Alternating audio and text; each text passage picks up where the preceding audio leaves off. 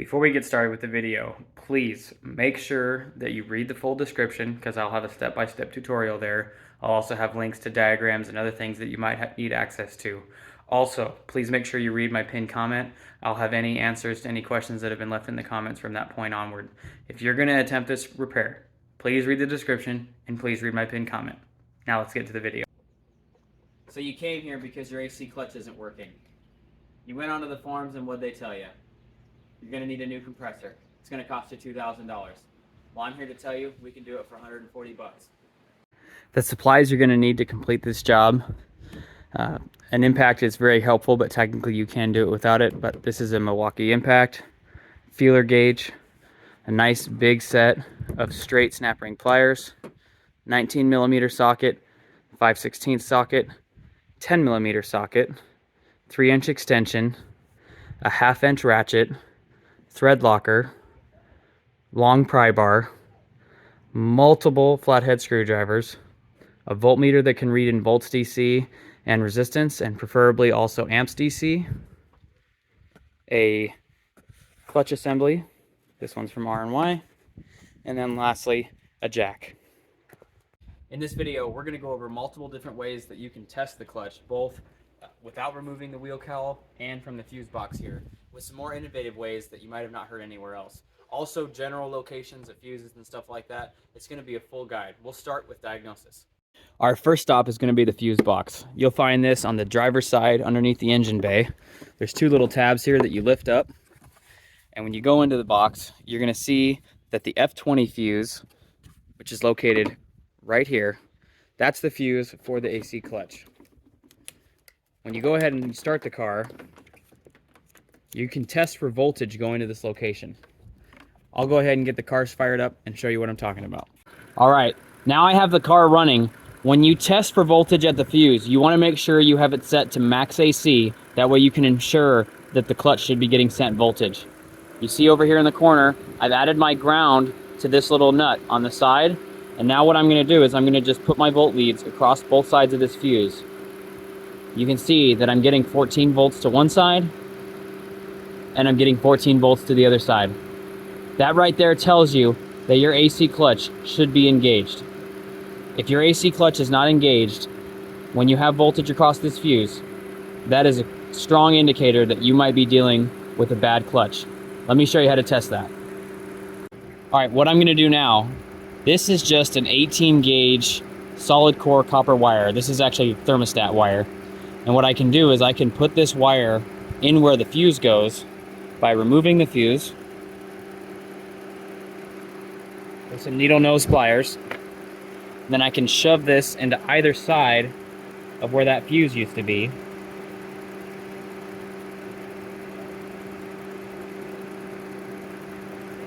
Now I've created myself a little loop. And what I can do,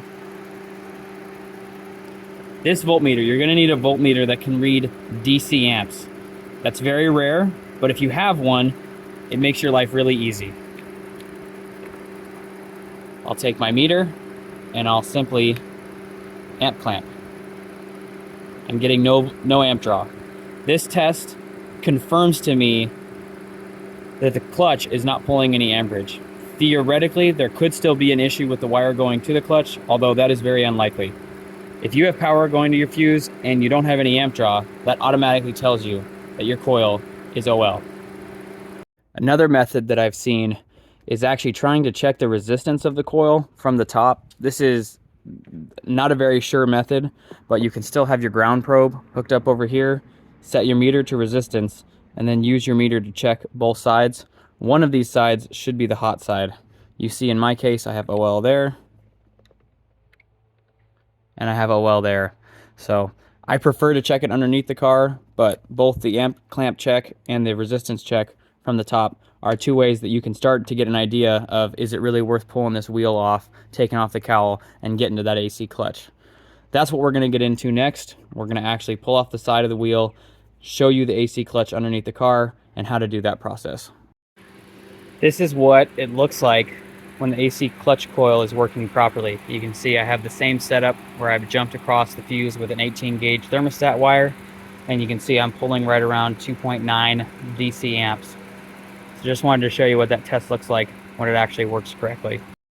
All right, I also wanted to re-show you the process of checking for resistance while from the top with the car off. You can see I have one lead on the ground probe of the battery. I've actually learned that that probe for some reason doesn't quite work right, but if you have one of your leads right down there and you put your volt lead on the one closer to the front of the car, so right there,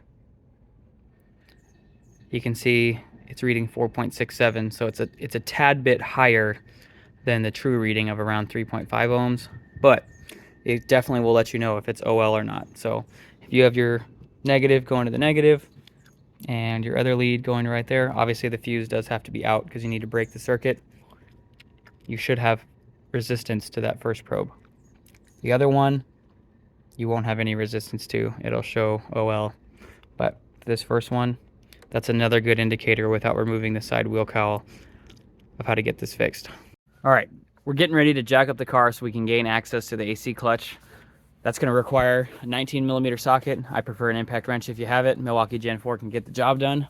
And then also, we're going to jack up the car. If you look underneath, right here, you'll see an arrow, and then there's a solid metal portion. That's where you're going to want to jack up the car. So go ahead and get that in place here.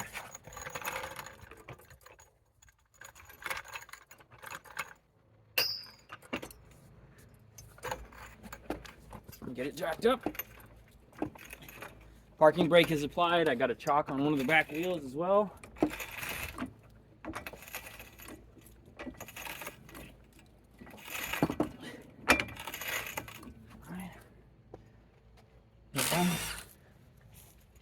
Take off the 5 lug nuts that are holding on the tire.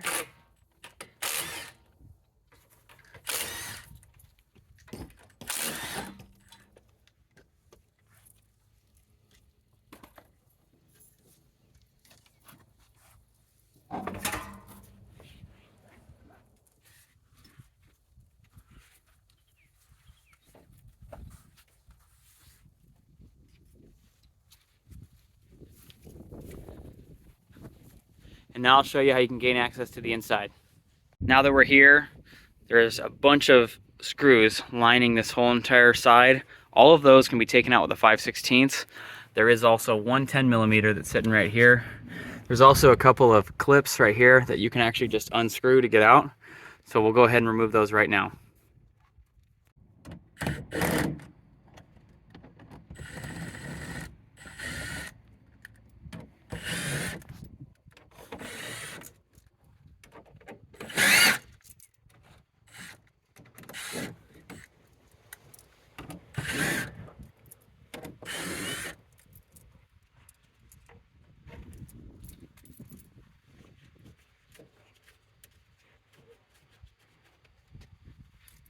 Plastic clip is up here.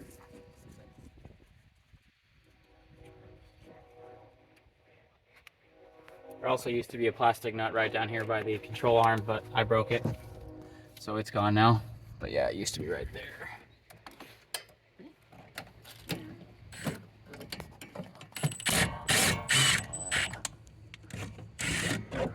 Makes 7 of the 5/16 bolts we just took out, and then 110, which is the last one here. Then I'll show you how we fold this out of the blade. There's that. Now this whole entire cover, you just grab it from the inside. Pop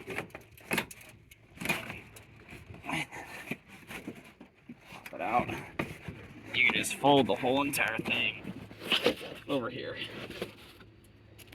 And now that gains you access to the AC clutch, which is right behind here. Now, this bolt right here, I believe is a 10, yep. And I will have to hold that in place to get that guy out. But we'll go ahead and show you how to do the tensioner, how to get that bolt out, and then for the best process, trying to get that AC clutch plate off the top. All right, so the tensioner part, I've had some people tell me that they had some issues with that. What I've used is just a big 1/2" ratchet. I've put it into the mode of loosening, aka counterclockwise rotation. And if you stick your head in here, you can see the clutch. I can see it right now, or the tensioner, I'm sorry. And then I'm just pushing that guy in there. So now I have it in place on the tensioner. The next step I'll do is I'll get a big old pry bar, stick it in here, put it up against that ratchet, and I'm just gonna turn it counterclockwise. And now I've loosened it enough, I'm just pulling the belt off right off the AC clutch. And that's it. When it comes to getting the bolt out for the AC clutch, and there's really no other way to do it other than with a gun, because if you don't have a gun, you're gonna have to try to hold it in place. And as you can see, we don't really have a lot of space. But if you have an impact gun, just hit it, and it'll come out on you. So we've removed the belt. We've now removed the 10mm nut for the AC clutch. And now for the funnest part, trying to remove it. This process is pretty difficult, and I'm gonna do my best to try to get it on camera. But essentially, we're gonna try to use 2 flathead screwdrivers with someone on the ground, and then someone from the top will use a pry bar. And on this AC clutch, there's 3 points where the clutch plate sticks out. There's 1, 2, and if we spin it, there's a 3rd one.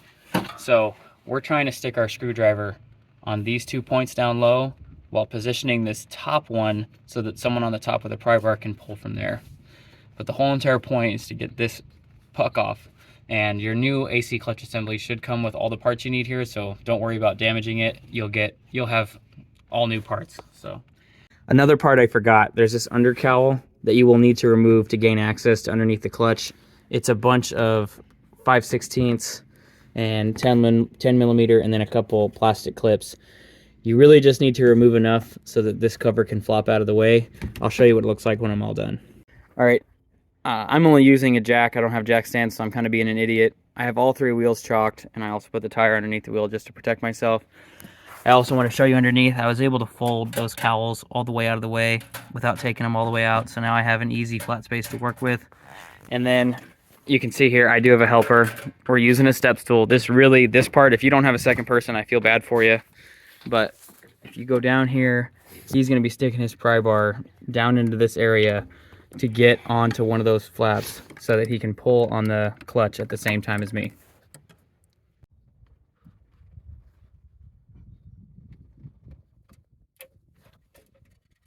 I don't know when you're putting pressure. All right, I want to show you. So we actually got this off in like 2 minutes, and granted, we've done it once before. The real secret, and I can't do this because I have to hold the camera with one hand, but you want to be prying with one screwdriver right here, like so. You're prying on the tab, but you also, the person that's on the ground needs to also have the screwdriver wrapped over on this back side and prying from the other tab back over here. So there you will be able to find an angle where the person from the top with the big pry bar is able to do it, and you can do it with 2 screwdrivers. The moment you apply pressure from all 3 points, it slides right out. But if you're trying to apply pressure from just 2 of the points, it is not going to come out. You can fight it all you want. So that's the key. You just need to be able to apply pressure from all 3 points. One person with a screwdriver back here, pry bar from the top, in the position you can see there. In fact, I'm going to get out of the car and show you right the hole that he's going down right now. Getting out from underneath of the car. And you can see how we're doing this.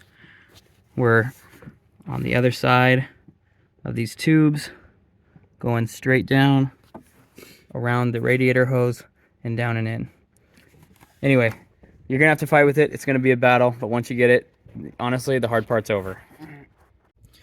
Once you remove the clutch plate, keep in mind that the old one's gonna have these little shims in it. If you're planning on reusing it, which why would you?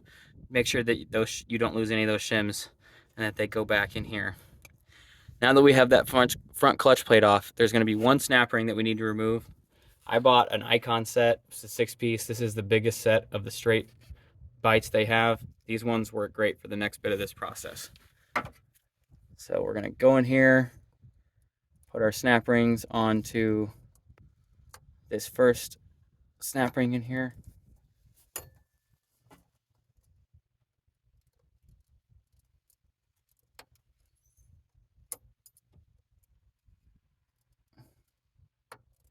There it is. Expand. That's one snap ring. Then this other bit comes out pretty easily, and that's your pulley and bearing assembly. Next, there's a snap ring that's larger and it's inside. This is actually the clutch coil right here. This is the guy that's causing us all these problems. So we'll go ahead and get this guy out. You just gotta get it lined up, and then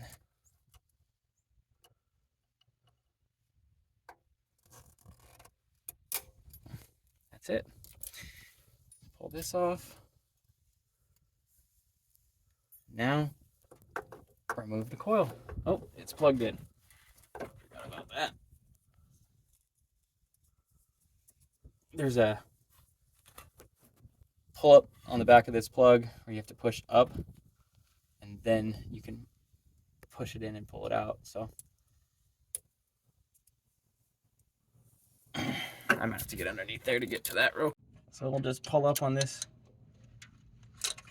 plastic bit here.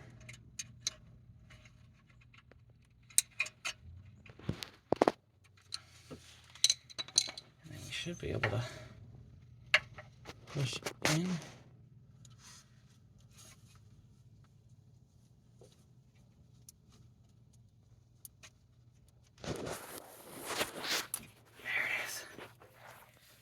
Here's the culprit. We'll go ahead and take this to the bench, and I'll show you how to test it on a bench level, and you can see why this one failed. So we got our meter set to resistance. Now we're gonna test this coil that we just pulled out. And I like to use these needle probes on my leads. You don't need to use needle probes, it just makes it easier because these pins inside here are very small. So you just wanna make sure that you're touching both of them. And they're so thin that you can get them to bend a little bit, and that lets you know that you're on it. And this coil here is reading 25 million ohms, aka this coil's so far gone it's not even working correctly. This right here is what you are going to want to buy for your car. You can see the part number AFH389-CL. This is a brand new clutch assembly. It's aftermarket, but I personally think that the OEM one is garbage, so I think aftermarket's the way to go. This is from RY Compressors, and I will show you what this clutch reads at right now. So brand new clutch in theory should read at 3.5 ohms plus or minus 5% at 68 degrees. So this one,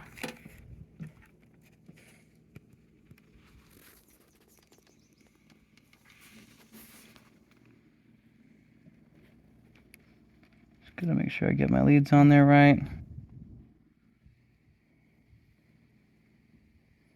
3.65. It's probably a little bit warmer than 68 degrees. So now we'll go ahead and reinstall this clutch and get it working. So first thing going back in is going to be the clutch coil. There's a little notch on here that rests on a part of the compressor. So you go ahead and just stick it in there, get it locked into that notch, and then use your snap ring to add that in.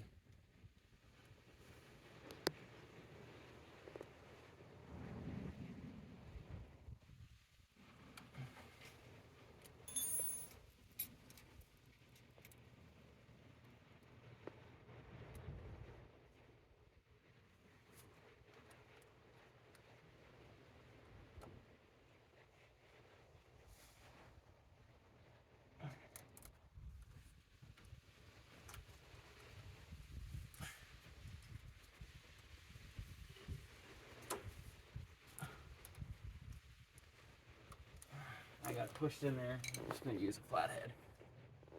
There we go.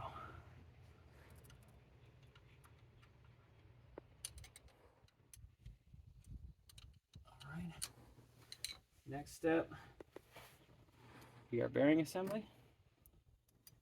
Get this guy.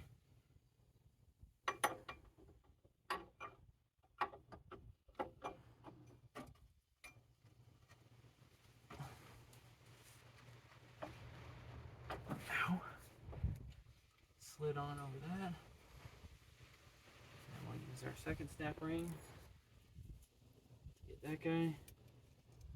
Doesn't appear the snap rings that came with, at least the big snap ring, big snap ring that came with the new kit was not the right size, so I used the original, but this one for the pulley assembly does look correct. So I'm going to go ahead and reuse or put on this new snap ring here.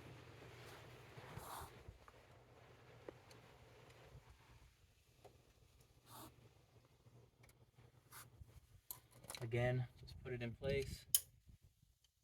Bang. Now, future David here just was rewatching the video and realized that this part was a little confusing, where I was putting reassembling the AC clutch assembly onto the compressor. So I just want to start from the very beginning and explain a few more bits that you're about to see in the video. So the first step is to put on the clutch, and I had talked about how there's a notch. So there's a notch right here that fits in to that little notch. So when you put it on there, you should kind of feel it click into place. There it is. The next step is you're going to want to use your snap ring pliers to put the big snap ring back in. I'll go ahead and try to do it here on camera.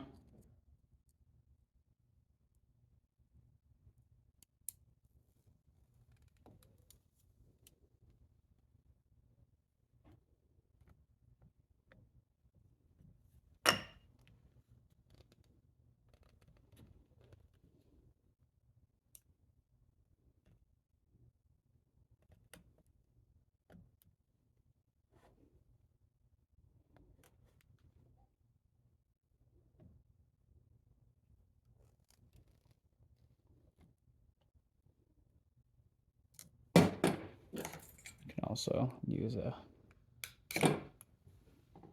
little flathead to try to get it in place here.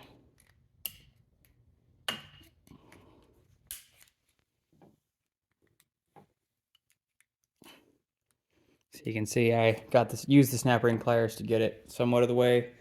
Then I used a little pocket screwdriver to push it all the way in. The next step is going to be to put on pulley and bearing assembly. That just slides right over and is very simple. Again, I'm going to use the snap ring pliers, and now the smaller snap ring to put this one on.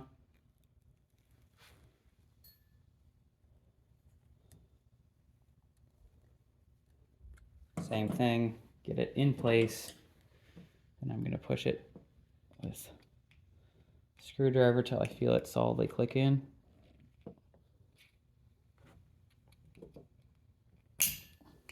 There we go. Now, here is the part where I got a little confusing. When you go to put the 10mm bolt in, you're going to want to have thread locker, and you will coat the bolt with thread locker pretty generously.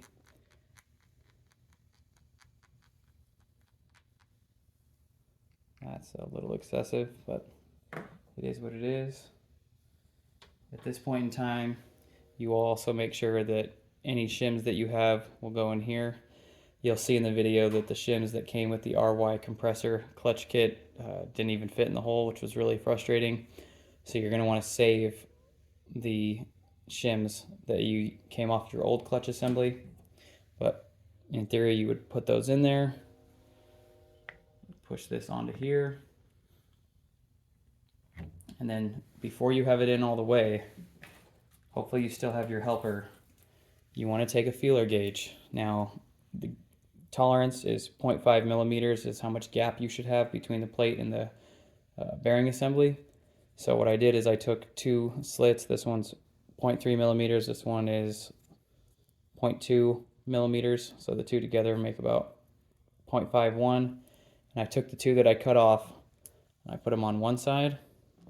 And then on this one, I have 2.1 or 0.254 millimeter feeler gauges stacked together, and I put it on the opposite side. And then I tightened the bolt while these two were in place. So you can see how having a helper would be really helpful here. But essentially, put the screw in with the thread locker on there. And then that way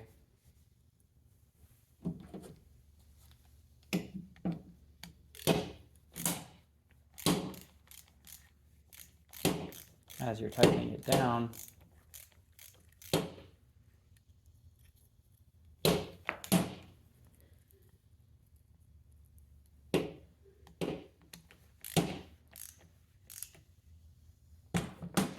you ensure that the gap stays at 0.5 millimeters. So this bench set, I don't have the feeler gauges, it's moving all over the place. I'm not using a gun, but I wanted you to kind of just get that visual look of having the 2 feeler gauges on either side, using the thread locker, and then tightening the screw down until the feeler gauges slide out with some resistance. This part has really left me baffled. As far as I'm aware, the shims that go underneath here should allow you to just be able to tighten the bolt, and then this clutch plate shouldn't engage unless there's power applied to it. But when I first was installing this and I tightened down the bolt with an impact and kind of just tightened it to wherever I thought was convenient, the whole entire assembly was spinning together. You definitely don't want that to happen. When you tighten this bolt down, you want the back pulley assembly to just be able to spin freely, and this clutch plate should sit still unless there's power applied. So if someone in the comments knows what maybe I did wrong, I mean, I tried multiple different shim configurations. I had 1 shim, 2 shims, and no matter what I did, when I tightened this front bolt down, it would just lock all the way up. So you really need to be careful, and after you tighten this bolt, using the feeler gauges and everything else with the Loctite, make sure this back piece spins freely, and then before you fully reassemble the car, plug in the coil and turn on the AC and make sure that it is properly turning on and engaging, and then when you turn it off, it's not still spinning. You know, just make sure that it's working before you put it back together. So anyway, I just wanted to explain that, and if someone has an answer to maybe I did something wrong, please leave that in the comments. All right, so you've added Loctite to your bolt and you're ready to tighten it in. A few tips that I wanted to tell you. I'll be honest with you, this part is the part that is the most confusing and the tedious. So I used a feeler gauge and I used 2 0.1s, which add up to roughly 0.58 millimeters.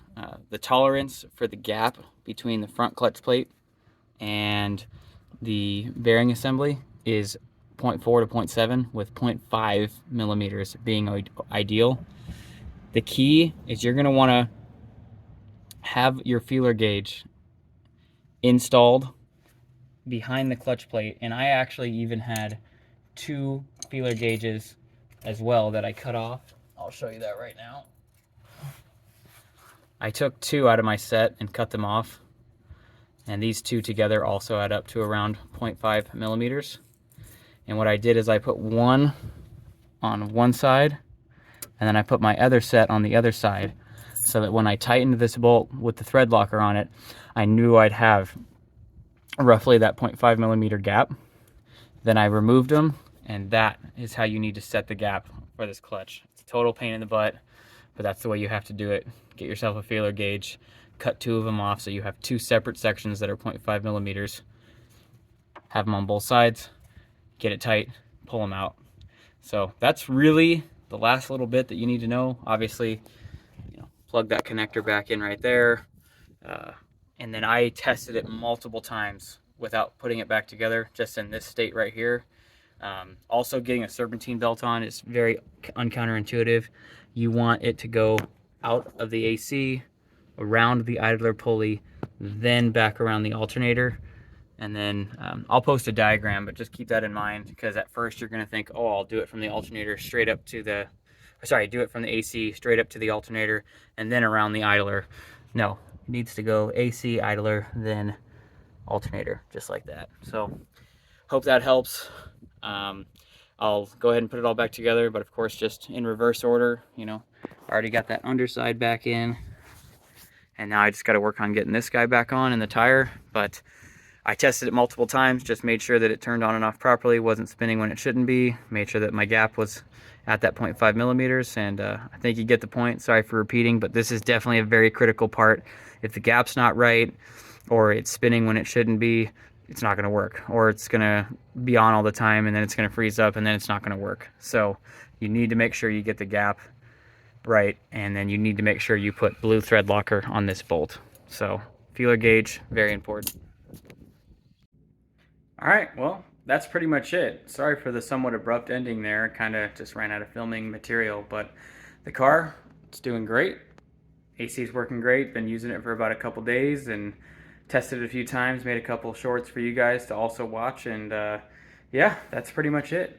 If you guys have any questions, please leave them in the comments. Don't forget to read the description for step-by-step how-tos, also diagrams and things like that, like for the belt arrangement and such, and also maybe some different specs in there for you guys. So hope this video was helpful. Thanks for watching.